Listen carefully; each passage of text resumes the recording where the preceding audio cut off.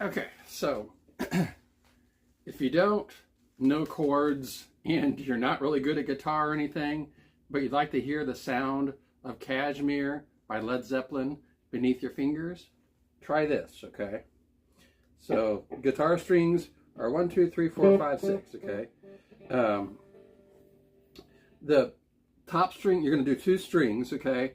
Like the 5 and 6 string, for example.